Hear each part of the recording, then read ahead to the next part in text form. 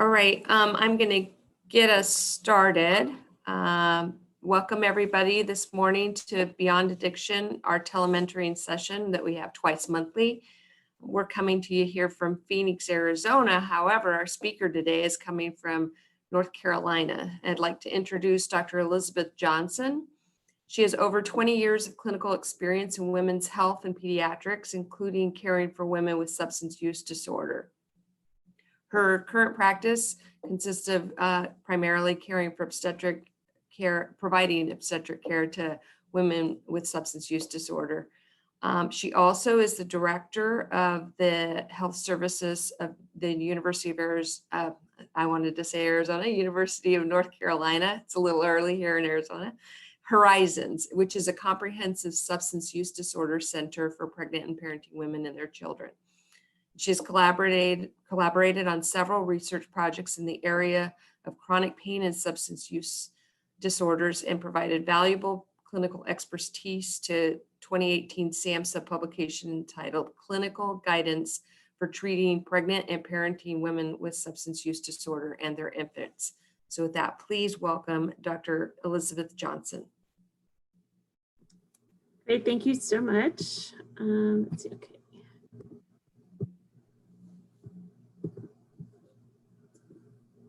And make sure, here we go. So I'm going to talk really briefly about treatment approaches for women with substance use disorders who become pregnant. I have no disclosures. Our objectives today, we're going to just do a quick review of the impact of substance use disorders on women and then on pregnancy. We're going to talk a little bit about trauma amongst women with substance use disorders and how this can influence treatment approaches. And then we'll talk really briefly about some potential treatment options for pregnant women with substance use disorders. And this is overall a topic I could probably talk about for several hours. So I'm hoping I've been able to distill it down and we'll have plenty of time for questions. So when we think about the general scope of the problem, this is data from 1999 to 2019.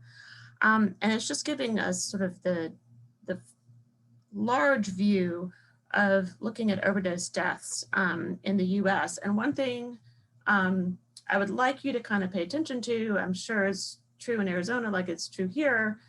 So we know that starting around 2013-14, this orange line represents the big uptick in synthetic opioids, primarily fentanyl.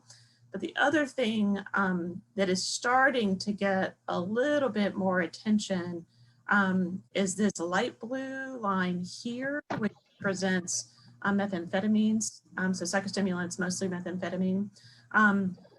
Where I am, it's not something that we've seen as much, but I'm starting to see it more and more and more. It's been more prevalent in the western part of our state, but it has certainly made its way over. And it's something that I think we all need to be paying attention to. I think it's also really, really important. COVID has been really challenging for all of us. It's hard to believe we've been at this for a year now, but it's really impacted people living with the chronic illness of substance use disorders. So one thing to look at is if you, the data shows that between May of 2019 to May of 2020, there were over 81,000 drug overdose deaths in the US, which is the highest number that's been recorded in a 12-month time period. Well, we of course know that not all of that was during our time with COVID. And so the largest documented increase of all this was between March 2020 and May 2020. So right when we were in the midst, when all of the shutdowns across the country began and people were really starting to live with the isolation that has come along with COVID. So synthetic opioids appear to be the main driver of the increases in overdose deaths. Overdose deaths involving cocaine increased by almost 27%. The thought is that this is most likely because there's a lot either co-use or contamination with fentanyl. I've been to several law enforcement talks over the years, and they're finding that there's fentanyl pretty much in everything. And then again, really paying attention to the overdose deaths that involve psychostimulants, so primarily methamphetamine, increased 34.8%. And so the overall number now exceeds the number of deaths related to cocaine. So I think it's just really important for us to be paying attention to this. So when we think specifically about pregnancy and substance use disorders, so the National Survey on Drug Use and Health, the data from 2015, 2016, it's been pretty consistent. So that the two most common substances used by non-pregnant women are alcohol and tobacco. That's been consistent for quite some time. The same is true for pregnant women. And it's interesting to me that often the message about alcohol certainly has gotten out. Most of the women that I take care of are able to verbalize that they stayed away from alcohol as soon as they knew they were pregnant. Others did not, but the majority of them have. They have really gotten that message. And then I think it's really important for us, anyone who's doing this work or interested in working with women who are pregnant with substance use disorders. It's really highly unusual for a woman to initiate a new substance of use during pregnancy.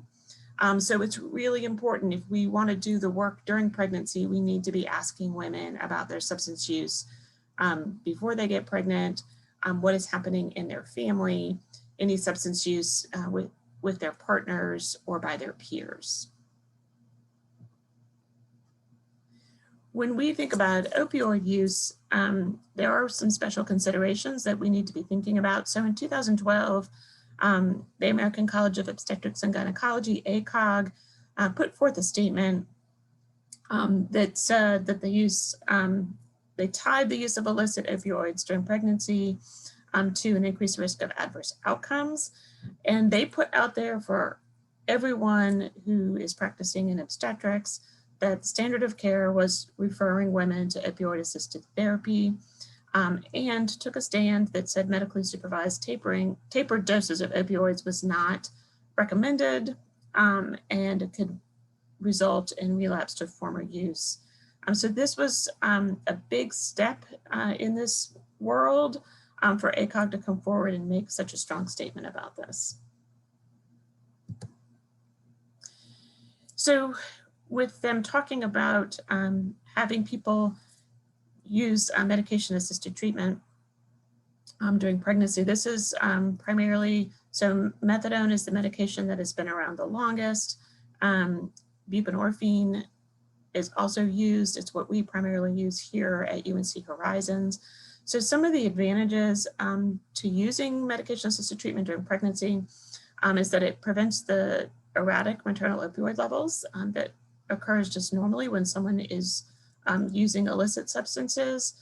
So they're able to use and then they withdraw and then they will use again. It also greatly reduces cravings and therefore the potential for the fetus to be exposed to other illicit substances. It can reduce abstinence, and it really allows, I mean, what we see a lot in the clinic where I work is that it allows women to really kind of dig in and work on the behavioral changes, which then overall decreases health risks for moms and babies.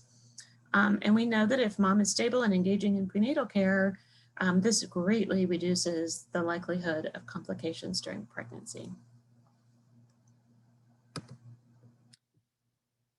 I never do a talk on this subject without addressing trauma. I think this is incredibly important. We need to be thinking about this in the population that we work with. I kind of think about it as universal precautions just to be aware.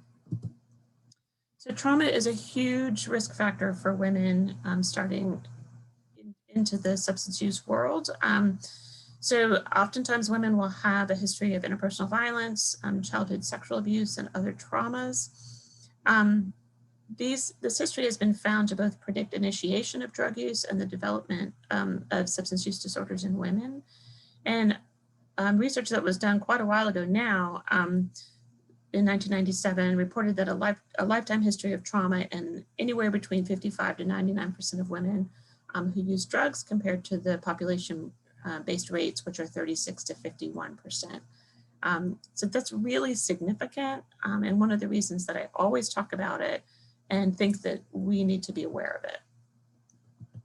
How this plays out in sort of a real life scenario. So we at UNC Horizons, when women come into our program, we collect data based on some screening tools that we use.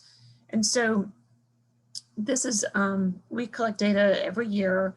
And so this is fairly recent data about the trauma history that come and present for care with us. And these numbers have remained pretty consistent. I've been at Horizons for almost 8 years. And these numbers don't vary a whole lot over time. So 53% have reported being homeless at least once, 77% reported experience emotional abuse, 50% physical abuse, 67% reported experiencing sexual abuse or assault. In this particular time, the average age of first assault was 9 years of age. 71% reported experiencing domestic violence, 15% reported forced sex work or sex trafficking. So overall of the people, so these are women who first are coming into our program, they don't really know us all that well, and we are asking them lots of questions. So 86% of the new clients reported at least one form of interpersonal violence. And really as over time, when women get more comfortable and trust us a little bit more to talk, it's much closer to 100% of the women have had some kind of experience with trauma in their lifetime. So it's really just incredibly important for us to be thinking about this in the way that we interact with women, and particularly if we see behaviors that I think as a healthcare provider, sometimes we can think of behaviors as being difficult, and really it could just be a trauma response.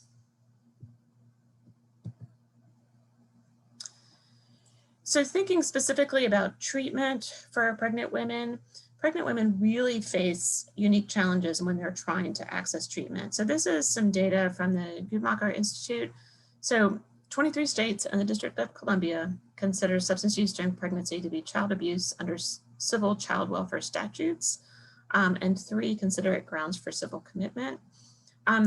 So that is significant. There was quite a trend several years ago towards criminalizing substance use during pregnancy. It's been shown to have really adverse impacts on prenatal care and birth outcomes. So it's concerning that these are still in place. The good news is that 19 states have treatment programs designed specifically to treat pregnant women. And then 17 states provide pregnant women with priority access to state-funded drug treatment programs. I know in North Carolina, a pregnant woman, particularly one who is using any substance IV, jumps to the top of every waiting list for a bed in residential treatment. So it's important to know the rules of what is happening in your own state to help women try to navigate this. So I want to talk a little bit, so there are lots of different treatment options for women. So if your state, we have a series of perinatal programs in our states, or they're residential facilities for pregnant women or women coming in with their children. Not every state has that, but we are fortunate enough here in North Carolina to have that. But if you don't have access to that, or there's limited access, there are other things to do. So our prenatal clinic that I run is the way that the UNC Horizons overall program started over 25 years ago. And it's really integrated prenatal care and substance use treatment in one location. So the structure of our clinic is that all we do here is take care of pregnant women with substance use disorders. So it's a team approach. It's myself, we have a therapist and a peer support specialist or case manager who works with us. So when the women come in, it's not at all ever the 15-minute prenatal care appointment. That is just not a thing here because they're seeing me and they're also talking to the therapist and getting some case management at the same time. If a woman is interested in and qualifies for buprenorphine. I manage that for them.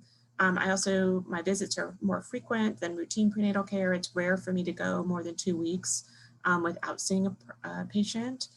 And we try really hard. I'm the only medical provider here. I do occasionally have fellows, but we work really hard to keep down the number of people that are seeing the patients. So being able to have a consistent provider and dedicating necessary time to each person that comes to see us is really important.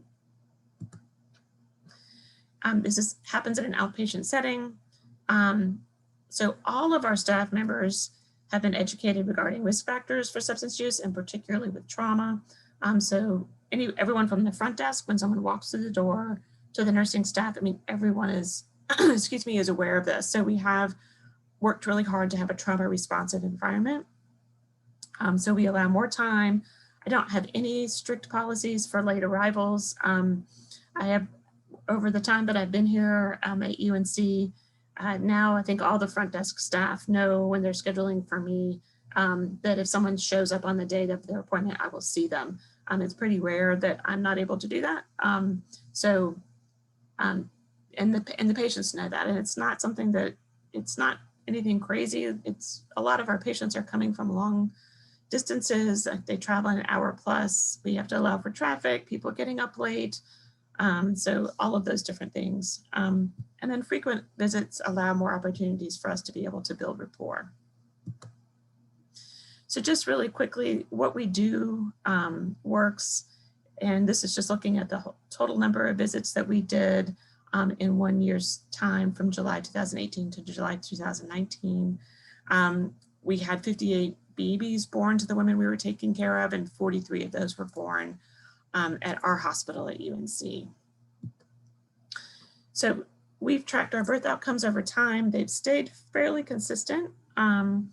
So really our babies and our moms and babies do incredibly well. We have very few babies that are born early, very few babies that were born considered low birth weight.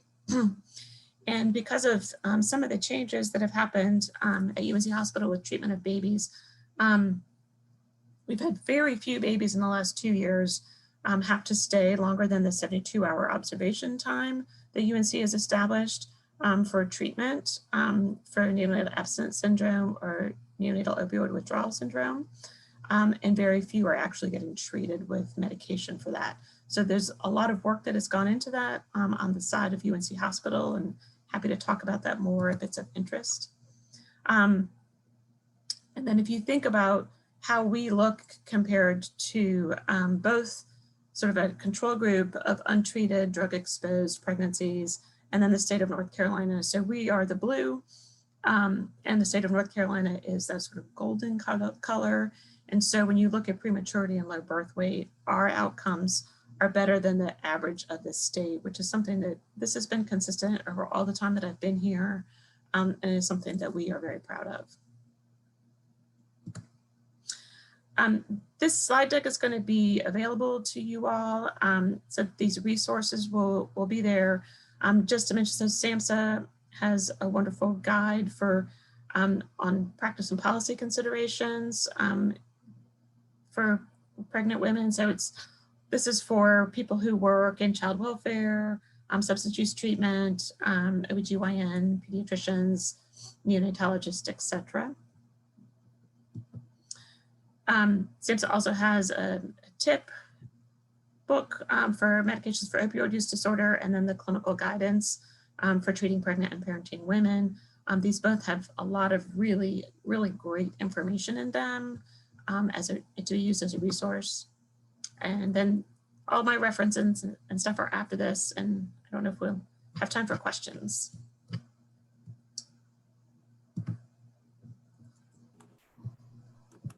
Well, that's definitely a model to aspire to. I really appreciate that, and definitely should be proud of that.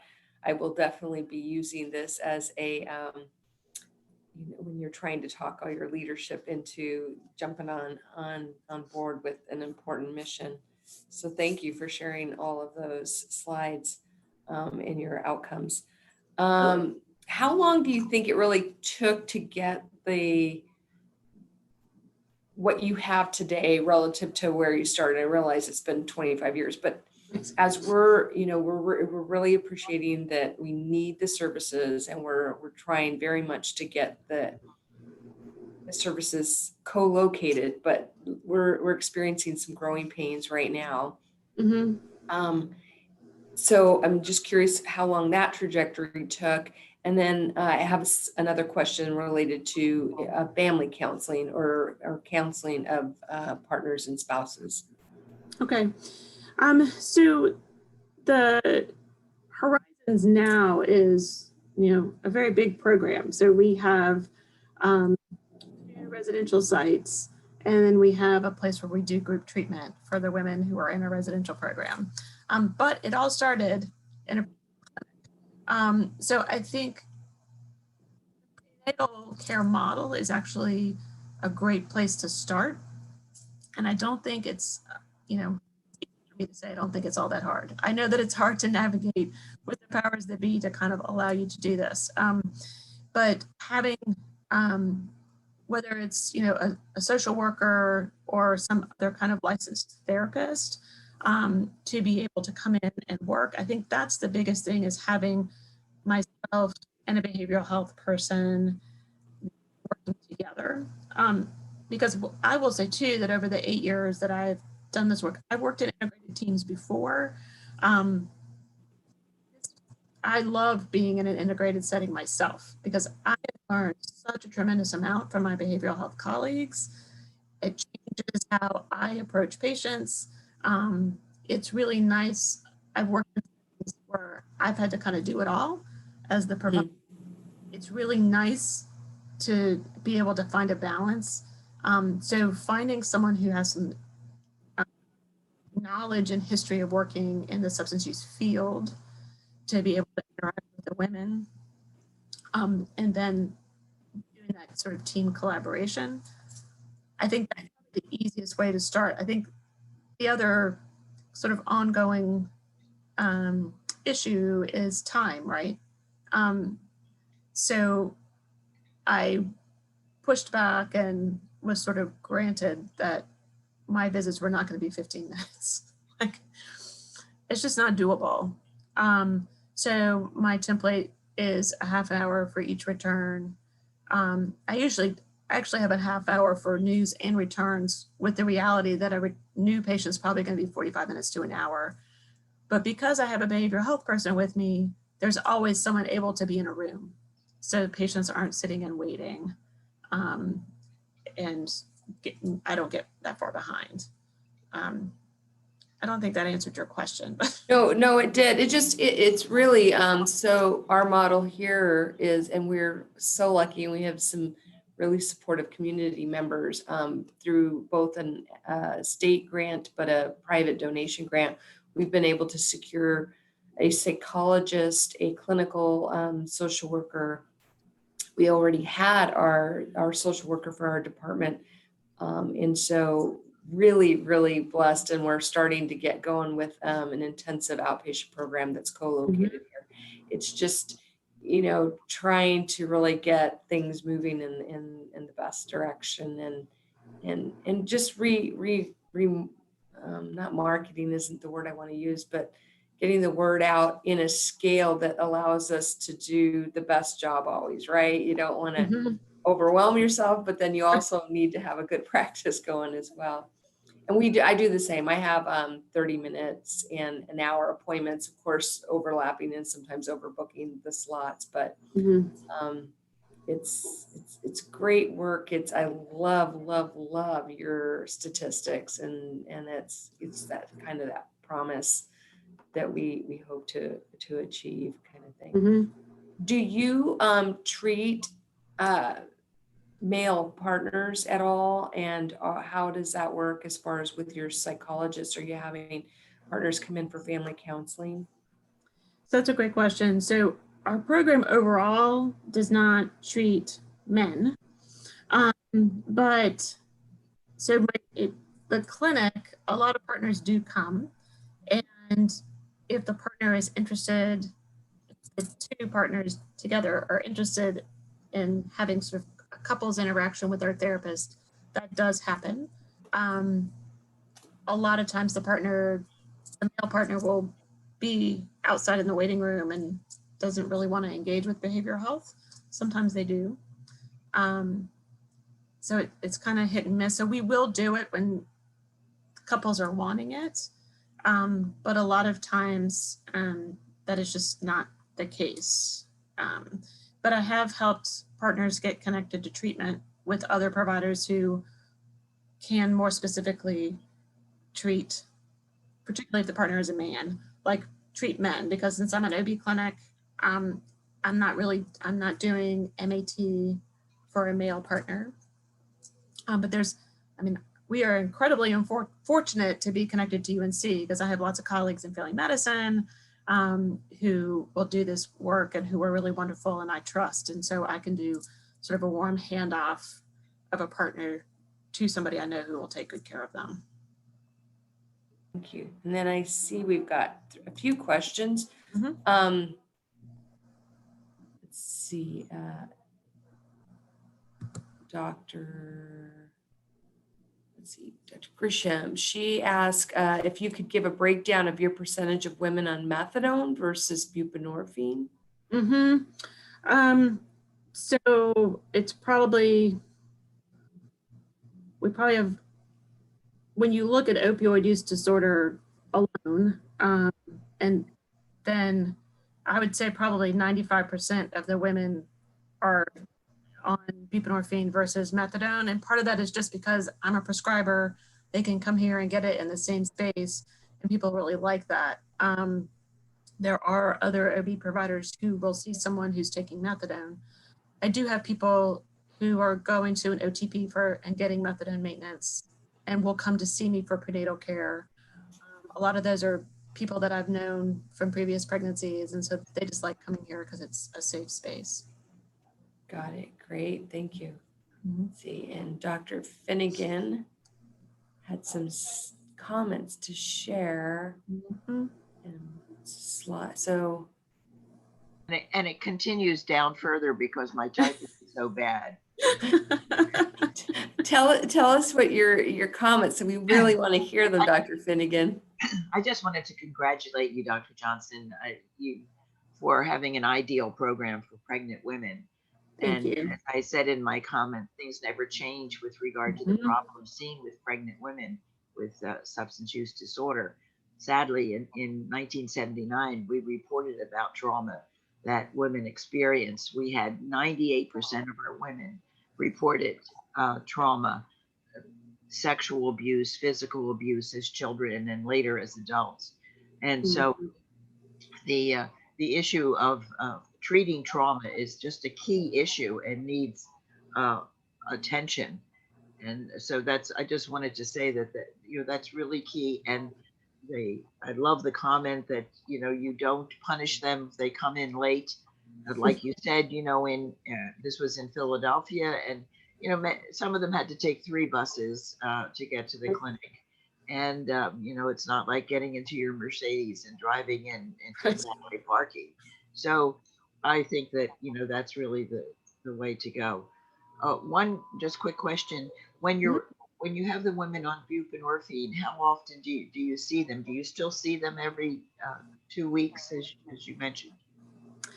Yeah, it's a great question. So usually when I'm getting someone started on buprenorphine, and particularly if it's someone that I'm just meeting, I will have them come back weekly just to make sure they're stable.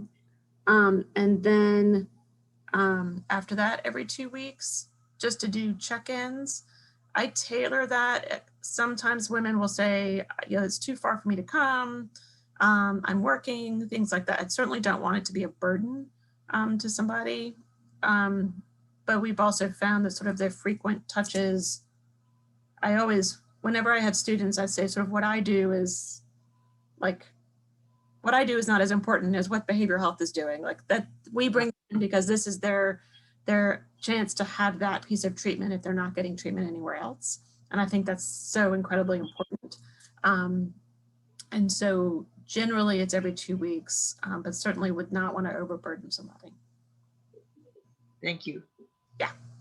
Yeah, I kind of keep the same policy, and I think I get mixed emotion from the front staff, but they know that we'll see them regardless. Let's see, Olivia Vieta is asking about trauma and the screeners. She wanted to know if you could talk a little bit about what screeners you use to gather the trauma history and explain a little more about how the trauma history impacts how you work with your patients. Great question. So on our initial screening, so when women come into residential program or they're wanting to attend group treatment, we have a series of questions, and I definitely should know if it's an official screening tool. I'm not able to say that off the top of my head. In our in the OB clinic, it's more the therapist just asking about it. It's something that we always ask. And in thinking about how trauma history sort of impacts how I care for patients, for me, it's always staying grounded in the belief that there's more to the story. And there can be, we all have days where behavior can be challenging. Maybe I am being challenging that day because I'm sleepy or whatever life has handed me, and not being as patient.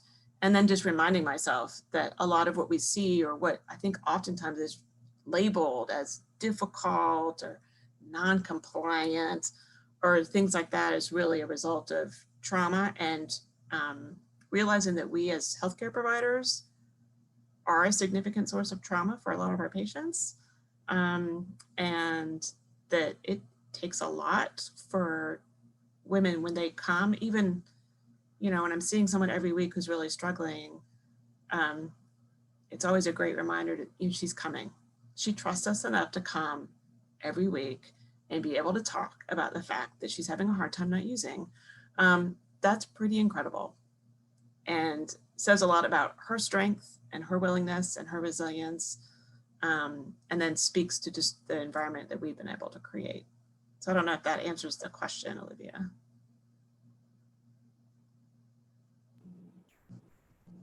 Olivia, did you have anything more you wanted addressed in that question? She says yes, so I think that means that the question, oh, no. She says no, thank you. Okay. We